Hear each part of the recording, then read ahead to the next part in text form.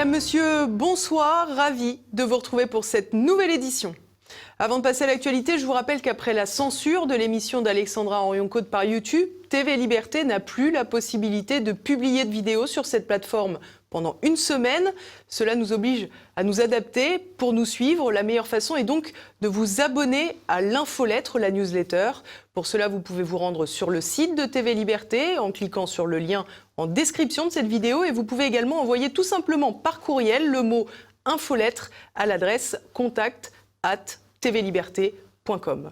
Vous recevrez ainsi les dernières émissions de TV Liberté directement dans votre messagerie électronique et vous pourrez ainsi contourner avec nous la censure des géants du numérique. Alors dès à présent, n'hésitez pas, faites pause sur cette vidéo et inscrivez-vous sur le site ou en envoyant infolettre à contact@tvliberté.com. Passons à présent à l'actualité avec à la une la préparation hallucinante de l'arrivée de Joe Biden à la Maison-Blanche. 25 000 militaires ont été déployés dans la ville de Washington, du jamais vu, digne d'un déploiement autour d'un coup d'État. Nous reviendrons ensuite encore sur l'affaire Duhamel qui n'en finit plus de faire des émules. Cohn-Bendit, Jack Lang, Le Monde, Libération, le scandale pédocriminel éclabousse du beau monde.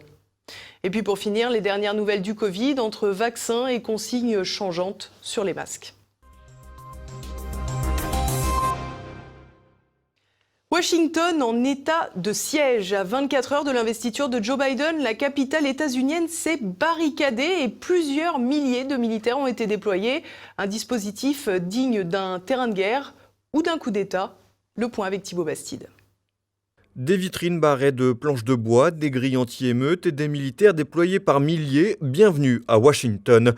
À l'aube de l'investiture de Joe Biden, la capitale états-unienne a pris des airs de forteresse imprenable sous très haute surveillance. Les mesures de sécurité prises en prévision de l'investiture du démocrate sont tout simplement sans précédent. Après les événements du Capitole lors de la certification du résultat de l'élection présidentielle le 6 janvier dernier, les autorités ont donc décidé de ne rien laisser au hasard, quitte à donner l'impression que l'arrivée du nouveau président des États-Unis, dont l'élection est particulièrement contestée, ressemble à un coup d'État. Pour éviter une brèche dans la sécurité, le Pentagone a déployé dans la capitale un dispositif hors norme. La ville est survolée par les hélicoptères, le Capitole et la Maison-Blanche sont entourés de hautes grilles de protection et surtout quelques 25 000 militaires devraient quadriller la ville mercredi, soit 3 fois plus que lors de l'investiture de Donald Trump il y a 4 ans. Encore plus parlant, c'est 10 fois plus de soldats américains que dans toute l'Afghanistan. De quoi dépeindre le paysage d'une capitale en état d'alerte maximale pour contrecarrer toute tentative de soulèvement qui pourrait venir des supporters de Donald Trump. Car à en croire les nouveaux responsables états-uniens et les médias, seuls les partisans du président républicain seraient susceptibles de venir gâcher la fête. Une hystérie frôlant avec la folie puisque l'armée et le FBI passent au peigne fin tous les soldats participant à la protection de la cérémonie d'inauguration. En cause, des liens possibles de certains soldats avec des groupes dits extrémistes, comprendre des groupes soutenant Donald Trump. Pourtant, la semaine dernière, le président, accusé d'incitation à l'insurrection, a lancé un appel au calme sans ambiguïté. Une frénésie anti-Trump donc, alors même que les démocrates ont passé leur temps à ajouter de l'huile sur le feu en réclamant la destitution du 45e président des États-Unis. Un procédé qui n'avait aucune chance d'aboutir, mais idéal pour envenimer un peu plus la situation dans un pays déjà en ébullition. À ces mesures sécuritaires extrêmes, il faut également ajouter la situation sanitaire, de quoi donner une prestation de serment bien différente de la précédente. Concernant la cérémonie en elle-même, Joe Biden et Kamala Harris seront intronisés à midi, heure de Washington, 18h, heure française, le tout avec la participation d'une pléiade de stars dont Lady Gaga et Jennifer Lopez. Tous les événements seront retransmis sur YouTube, Facebook, Twitter et Twitch, ces mêmes géants du web qui n'ont pas hésité à suspendre ou supprimer les comptes de Donald Trump. Par ailleurs, les médias dominants, les mêmes qui s'étaient refusés à retransmettre le discours de Donald Trump, ne seront pas en reste avec des éditions spéciales en direct. Un petit entre-soi politico-médiatique saupoudré de quelques célébrités totalement déconnectées des préoccupations des États-Unis pour une cérémonie que l'équipe Biden dit vouloir placer sous le signe de l'unité et de la diversité. Pour la diversité, le compte sera peut-être bon, mais pour l'unité du pays, on repassera. À peine 2 semaines après l'affaire Duhamel, le gradin de l'élite pédo-tolérante est en ébullition. Daniel Cohn-Bendit, Jack Lang et pétition de la honte. Quand on remue les ordures du passé, une seule constatation s'impose. Une partie de tout ce beau monde est encore sur le devant de la scène. Le point avec Olivier Frère-Jacques. Duhamel serait-il le monstre qui cache la forêt de pédophiles, alors que le patron du siècle, maître à penser de Sciences Po et véritable parrain de la petite élite de Saint-Germain-des-Prés, semble mis hors d'état de nuire. Après les révélations de scandales pédo-incestueuses le concernant, c'est toute une partie des petits maîtres à penser qui est pointée du doigt. MeToo inceste en tendance Twitter, le sujet n'en finit plus de faire causer, éclipsant un peu l'actualité covidienne. La question incestueuse étant rapidement avancée pour cacher un autre crime, celui de la pédophilie. Dans ce cadre, les sorties pédotolérantes d'une partie de nos élites sont exhumées et leur éclatent à la figure. On se souvient du passage de feu Thierry Lévy en 2013 sur la télévision du service public, un passage qui fait froid dans le dos. Le sexe avec les enfants, je vous en prie. Ce sujet-là est un sujet qu'on ne peut plus aborder aujourd'hui. Plus personne n'ose parler de la sexualité des enfants. Il y a une espèce de chape de plomb qui tombe, comme ça, qui tombe de boucles blondes, n'est-ce pas, sur l'ensemble de la société, qui vient interdire tous les comportements un peu différents, un peu anormaux. Chaque fois, on revient à la pédophilie. La pédophilie est un sujet qui est maintenant totalement interdit. Des propos stupéfiants qui n'avaient pas vraiment ému à l'époque, si ce n'est sur le plateau, le journaliste Jacques de Guilbon, qui évoquait un petit monde d'intouchables. Long 18e roulant où chacun va sortir ses petites histoires sur le machin, mais qui est un monde intouchable parce que c'est un monde politique au-dessus ou de dominant, etc. Et on n'a pas le droit de faire craquer. Et on a envie de comité de salut public quelquefois quand on voit ça. Des envies de salut public qui ne datent cependant pas de 2013 en effet. Un autre individu s'est illustré dans une scène devenue culte dans l'émission Apostrophe en 1982, également sur la télévision publique, un certain Daniel Cohn-Bendit. Vous savez, quand une petite fille de 5 ans et demi, commence à vous déshabiller, c'est fantastique. C'est fantastique parce que c'est un jeu absolument érotico-maniaque. Une sortie connue qui lui a souvent été reprochée mais qui ne l'a jamais empêché de continuer à traîner ses guêtres sur les plateaux de télévision. Ainsi, même la chaîne d'information LCI, qui s'est empressée de virer le philosophe Alain Finkielkraut, qui minimisait maladroitement l'affaire Duhamel, ne s'est pas séparée de l'intouchable Cohn-Bendit. Comment expliquer que Cohn-Bendit soit invité partout et qu'il ne devienne pas persona non grata comme Matzneff et Duhamel? Serait-ce son soutien au candidat Macron qui lui vaut un passeport d'immunité? Thierry Lévy, Daniel Cohn-Bendit, mais aussi avant tout cela une tribune fondatrice, si l'on peut dire, parue dans Le Monde pour prendre la défense de la pédocriminalité. Début novembre 1976, une tribune de l'écrivain Matzneff est publiée dans les colonnes du Monde. 3 mois plus tard, en janvier 1977, un communiqué en forme de lettre ouverte défend des pédophiles dans l'affaire de Versailles. La fameuse tribune signée par Jack Lang et Bernard Kouchner et bien d'autres. Ce même Bernard Kouchner, dont le fils sera abusé quelques années plus tard par Olivier Duhamel, sans susciter visiblement de réaction chez ce père biologique. Parmi les signataires, on retrouve sans surprise Jean-Paul Sartre et Simone de Beauvoir, Louis Aragon, André Glucksmann ou encore Roland Barthes. Il y a un an, c'est le journal Libération qui faisait son mea culpa sur la question, affirmant que sa rédaction hébergeait un journaliste pédocriminel, Christian Aignon, qui se rendait dans les locaux du journal avec un enfant dont il abusera entre ses 10 et 18 ans. On peine à y croire, pourtant ses habitudes du petit monde germano-pratin ont la vie dure. Fort intéressant, Le Monde comme Libé balance à tout va sur l'affaire Duhamel, comme pour se laver des taches indélébiles du passé. Libé pointe aussi du doigt le fils de Simone Veil, très proche d'Olivier Duhamel, qui avait connaissance des faits et se cache aujourd'hui derrière le secret professionnel. Ce dernier a par ailleurs démissionné du siècle. Mais de tout ce petit monde, il conviendra d'ajouter un autre illustre personnage, Jack Lang, ministre de la Culture de François Mitterrand de 1981 à 1986, mais aussi, affection des plus jeunes oblige, ministre de l'Éducation à 2 reprises. Il est un personnage très trouble en matière de pédocriminalité. Signataire de la lettre ouverte de 1977, il tente aujourd'hui de se dépêtrer des accusations en évoquant l'esprit du temps, une autre époque. Et pourtant, en 1991, 14 ans après, il défendra encore la pédocriminalité dans un entretien accordé au journal Le Guêpier, déclarant « La sexualité puérile est encore un continent interdit aux découvreurs du XXIe siècle d'en aborder les rivages ». Ce Christophe Colomb de la sexualité infantile est aujourd'hui président de l'Institut du monde arabe et touche plusieurs dizaines de milliers d'euros en tout avec vos impôts. Jack Lang avait en outre des liens qu'il qualifie de cordiaux avec Jeffrey Epstein, véritable proxénète de la pédocriminalité. Cet individu avait d'ailleurs fait des dons à une association tenue par des proches de Jack Lang en 2018, peu de temps avant la chute d'Epstein. Mis en cause publiquement dans l'affaire du Choral par l'ancien député FN Roger Hollindre, il n'a jamais démenti, ni même attaqué en diffamation quiconque l'accusait de pédophilie. Jack Lang, Cohn-Bendit, deux individus qui courent toujours les plateaux et ont toujours des places de choix. Pourquoi bénéficient-ils d'une forme d'immunité alors que d'autres tombent ? Du côté médiatique, la purge aurait aussi du bon.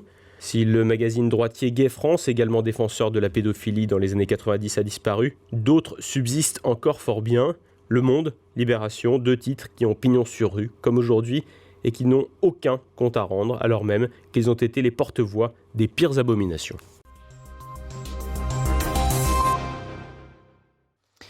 Entre la communication autour des vaccins et les récentes recommandations du Haut Conseil de santé publique sur les masques, la crise du Covid poursuit ses élans liberticides et surréalistes. Le gouvernement nous aura tout fait. Depuis un an, les injonctions autour des masques n'ont pas cessé d'évoluer. Le passage de l'inutilité à l'obligation sous peine d'amende de 135 € était déjà un morceau de choix de l'autoritarisme macronien en cours d'établissement. Mais les récentes déclarations du Haut Conseil à la santé viennent ajouter encore davantage de saveur.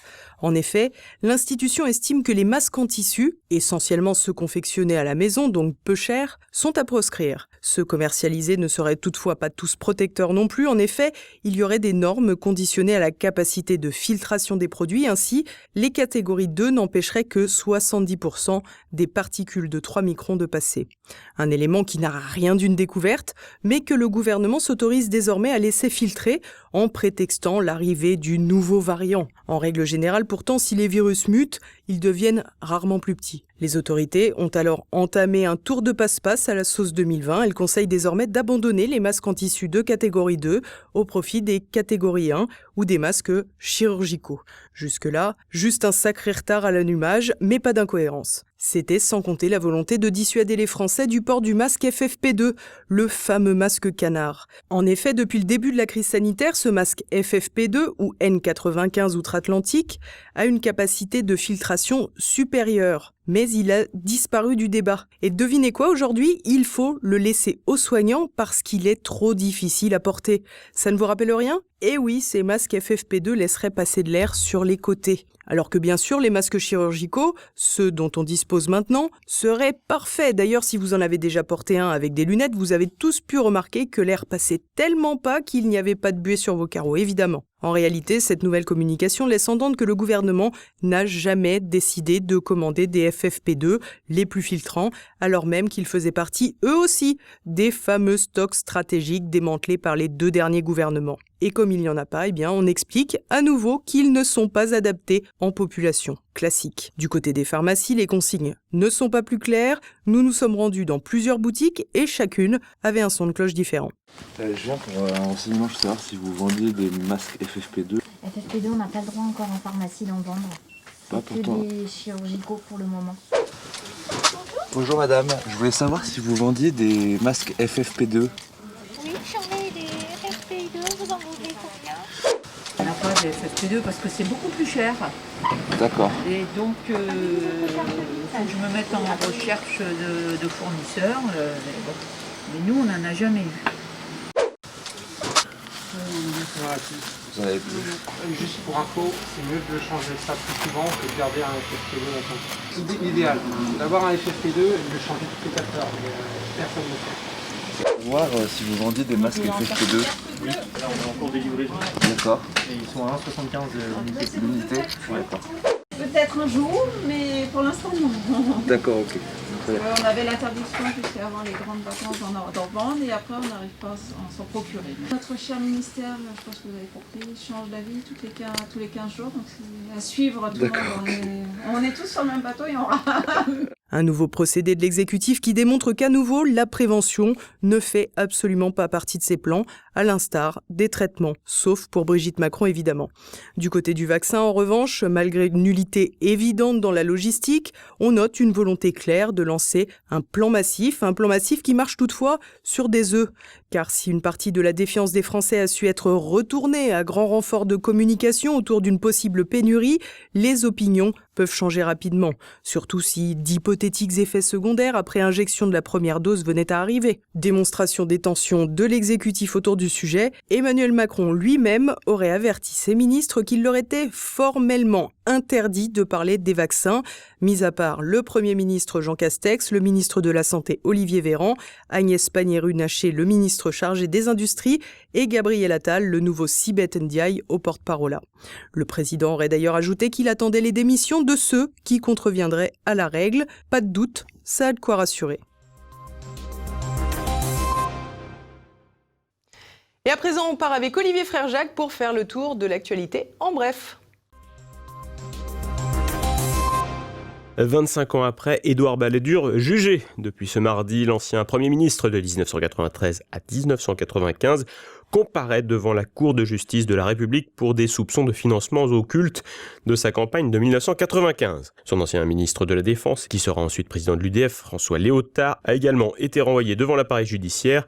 Il leur est reproché d'avoir touché des rétrocommissions via des contrats d'armement passés avec le Pakistan et l'Arabie Saoudite. Il s'agit d'un des volets de la célèbre affaire Karachi, où l'intermédiaire Ziad Takedine est une nouvelle fois impliqué. Poursuivi pour complicité d'abus de biens sociaux et recel, Édouard Balladur, 91 ans, et François Léotard, 78 ans, encourent tous deux une peine maximale de 7 ans de prison et une amende de 500 000 €. Édouard Balladur a d'ores et déjà expliqué qu'il allait réclamer la relaxe. Le procès doit se tenir jusqu'au 11 février, mais il pourrait être retardé en raison de l'état de santé de l'ancien ministre de la Défense. Nouveau visage à la tête de la Bourse de Paris, Delphine Damarzy, 47 ans, est la première femme à diriger le marché d'actions parisien. Nommée présidente, directrice générale et membre du directoire d'Euronext, principale place boursière européenne qu'a intégré Paris en 2000, elle était jusqu'alors numéro 2 de la banque en ligne Orange Bank. Elle avait également été conseillère pour les affaires économiques et financières du Premier ministre François Fillon entre 2007 et 2009. Issue de Sciences Po et l'ENA et ayant fait ses armes à l'inspection générale des finances, elle a le parcours classique du personnel d'État. Pour rappel, l'immense majorité des patrons de banques en France sont issus de l'École nationale de l'administration française. L'Europe, tu l'aimes ou tu quittes France Télévisions. Selon le journal Le Monde, les rédacteurs en chef de la télévision du service public seraient incités par la direction à causer davantage de Bruxelles. Le libellé des objectifs tient en 4 mots: diversité, visibilité, outre-mer, Europe. Du respect des consignes dépend même la part variable de la rémunération des rédacteurs en chef. Des mots d'ordre qui flairent la propagande et qui ne devraient pas favoriser une hausse des audiences. Pour rappel, c'est le contribuable, donc vous, qui payez pour plus de diversité, de visibilité d'outre-mer et d'Europe à la sauce Bruxelles sur France Télévisions. Après les Tchétchènes, les Congolais, la capitale des ducs de Bourgogne dans tous ces États. 3 Congolais ont été interpellés à Dijon dans la soirée de samedi, alors qu'ils faisaient rôtir 2 chèvres qu'ils avaient eux-mêmes abattues dans des conditions contestables. Ce sont les voisins qui se plaignaient du bruit et des odeurs qui ont contacté la police. Outre les 135 € d'amende liés au couvre-feu, les 3 individus qui ont passé quelques heures en garde à vue risquent 6 mois de prison pour abattage sauvage. Ils seront jugés en juillet prochain. Gageons que l'appareil judiciaire français saura être clément pour ces individus. Le gouvernement italien en sursis après avoir obtenu lundi la confiance de la Chambre des députés. Le président du Conseil, Giuseppe Conte, doit faire face au Sénat ce mardi et la partie s'annonce plus serrée. Il lui manquerait une quinzaine de voix pour obtenir la majorité. L'avenir de Giuseppe Conte à la tête de l'exécutif ne serait donc pas menacé à court terme, mais se trouve fragilisé. Ce vote avait été initié après la défection d'un des partenaires de la coalition au pouvoir, le fondateur du parti Italia Viva et ancien président du Conseil, Matteo Renzi. Tout de suite, c'est Mes libertés politiques avec François Billot de Lochner. Et à présent, c'est le moment de se quitter. Merci à tous pour votre fidélité. À demain. Bonsoir.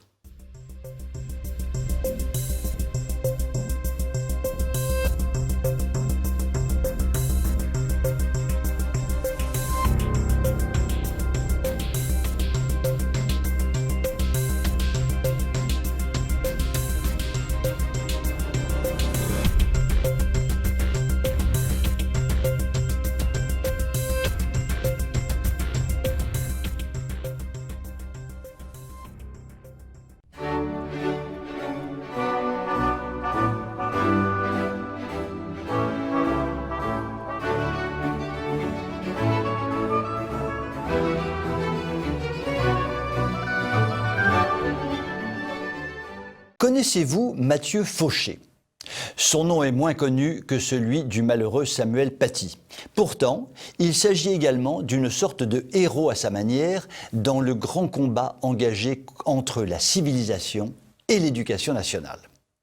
Voilà 4 ans que Mathieu Fauché se bat pour la justice qui vient enfin de lui donner raison. Son crime, vous ne pouvez pas le soupçonner tant il est gravissimement gravissime. C'est tout simplement atroce et je vous remercie de faire sortir les enfants du salon, il ne faut pas les traumatiser. Ainsi donc, en 2016, Mathieu Fauché avait eu le mauvais goût, l'audace, l'affront, tout ce que vous voudrez. J'en perds ma salive, j'ai vraiment du mal à vous le dire. Il a osé présenter des textes de l'Ancien Testament et des Évangiles à ses élèves de CM1, CM2. Vous vous rendez compte ? Tout cela au nom de la culture générale. Mais on frise l'apologie du terrorisme. En fait de terrorisme intellectuel, le pauvre Mathieu Fauché s'est pris une sacrée bordée. Quand la laïcité, traduisez l'antichristianisme primaire, est en jeu, l'éducation nationale ne fait pas dans la dentelle. Le ministère a muté d'office Mathieu Fauché en estimant que celui-ci, ouvrez les guillemets, avait exploité des sources religieuses inadaptées à l'âge de ses élèves et contraires aux principes de neutralité et de laïcité, fermez les guillemets. C'est sûr que le pauvre gars a dû lire le récit de l'Arche de Noé à ses petits primaires ou la naissance du petit Jésus alors que c'est totalement inadapté à leur âge. Mais c'est dingue quoi, c'est fou d'agir ainsi. Notre bon professeur avait été évidemment totalement abasourdi par la décision dont il avait fait l'objet. Ce n'est quand même pas un cours de catéchisme, que diable. Il faut bien les éduquer un peu, ces bambins, et en plus ils en redemandent. Mathieu Fauché, sûr de son bon droit et de son honnêteté sans faille, avait donc saisi la justice. Cette dernière fait parfois bien les choses avec bon sens. En juillet 2019, le tribunal administratif de Limoges avait ordonné l'annulation de la sanction, trouvant quand même qu'il n'y avait pas de quoi fouetter un canard à 3 pattes, qui d'ailleurs n'était pas sur l'Arche de Noé. Mais nos amis francs-macs de la rue de Grenelle ne l'ont pas entendu de cette oreille. Le dossier Mathieu Fauché est donc arrivé direct sur le bureau du ministre. Branle-bas de combat. Voilà l'urgence du moment. Les enfants ne savent ni lire, ni écrire, ni compter. La France dégringole dans tous les classements. Le bac ne rime plus à rien, l'islam fait la loi en classe et les profs se font menacer à coups de couteau. Mais il y a des choses plus graves. Un instit a lu quelques passages de la Bible à ses élèves. Donc, Jean-Michel Blanquer, qui n'a que ça à faire, évidemment, a décidé de faire appel de la décision de Limoges pour s'acharner sur le pauvre Fauché. Eh bien, la justice, qui prend son temps, a quand même fini par trancher en faveur du professeur. N'en déplaise à Jean Michou, surnommée la michetonneuse, je ne sais pas pourquoi, elle a considéré que Mathieu Fauché n'a, à aucun moment, porté atteinte à la liberté de conscience de ses élèves.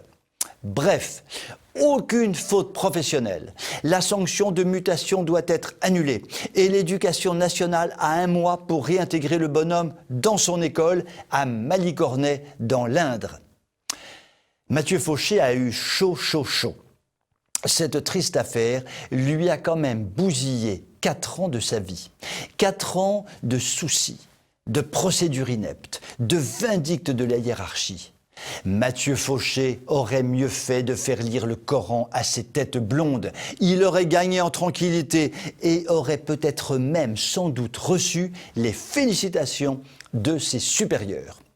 Sur ce conseil hautement coranique, je vous souhaite une très belle soirée et je vous dis à demain.